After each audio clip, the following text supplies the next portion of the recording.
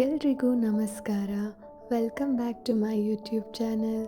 ಇವತ್ತು ಎಲ್ರಿಗೂ ಇಷ್ಟ ಆಗೋಂಥ ಕ್ರಿಸ್ಪಿ ವೆಜ್ ರೆಸಿಪಿನ ಹೇಗೆ ಮಾಡೋದು ಅಂತ ಹೇಳ್ಕೊಡ್ತಾ ಇದ್ದೀನಿ. ಮೊದಲಿಗೆ 3 ಸ್ಪೂನಷ್ಟು ಕಾರ್ನ್ಫ್ಲೋರ್ನ ತಗೊಂಡಿದ್ದೀನಿ. 1 ಸ್ಪೂನಷ್ಟು ಅಕ್ಕಿ ಹಿಟ್ಟು, 3 ಸ್ಪೂನಷ್ಟು ಕಡಲೆ ಹಿಟ್ಟನ್ನು ತಗೊಂಡಿದ್ದೀನಿ. ಮೈದಾ ಹಿಟ್ಟು 2 ಸ್ಪೂನಷ್ಟು ತೊಗೊಂಡಿದ್ದೀನಿ. ಅಚ್ಚ ಖಾರದ ಪುಡಿ 2 ಟೀ ಸ್ಪೂನ್, ಅರಿಶಿನದ ಪುಡಿ 1/4 ಚಮಚದಷ್ಟು ತೊಗೊಂಡಿದ್ದೀನಿ. ಚಿಕನ್ ಮಸಾಲ ನಿಮಗೆ ಬೇಕು ಅಂದರೆ ಹಾಕ್ಕೊಳ್ಳಿ, ಇಲ್ಲಾಂದರೆ ಅದು ಆಪ್ಷನಲ್. 1 ಸ್ಪೂನಷ್ಟು ಚಿಕನ್ ಮಸಾಲ, 1/4 ಸ್ಪೂನಷ್ಟು ಧನಿಯಾ ಪುಡಿ, 1/4 ಸ್ಪೂನಷ್ಟು ಜೀರಿಗೆ ಪುಡಿ, 1 ಟೀ ಸ್ಪೂನಷ್ಟು ಕಸೂರಿ ಮೇಥಿನ ಹಾಕ್ಕೊಂಡಿದ್ದೀನಿ. ರುಚಿಗೆ ತಕ್ಕಷ್ಟು ಉಪ್ಪು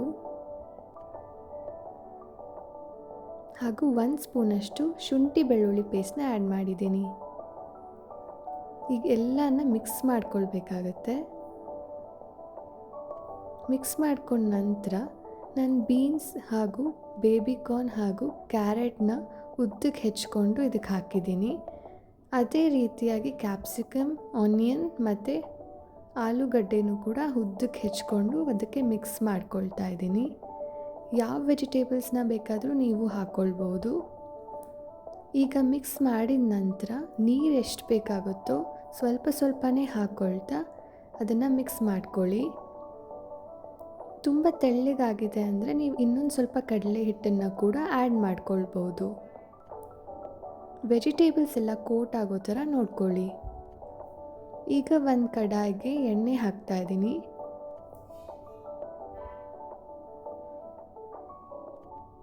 ಎಣ್ಣೆ ಚೆನ್ನಾಗಿ ಕಾಯಬೇಕಾಗತ್ತೆ. ಕಾದ ನಂತರ ಈ ವೆಜಿಟೇಬಲ್ಸ್ನ ಒಂದೊಂದಾಗೆ ಹಾಕ್ತಾ ಇದ್ದೀನಿ ಎಣ್ಣೆಗೆ.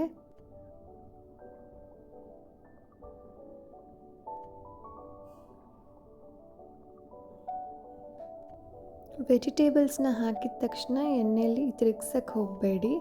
ತಕ್ಷಣವೇ ತಿರುಗಿಸಿದ್ರೆ ಕೋಟಿಂಗ್ ಎಲ್ಲ ಬಿಟ್ಕೊಂಡು ಬಿಡುತ್ತೆ.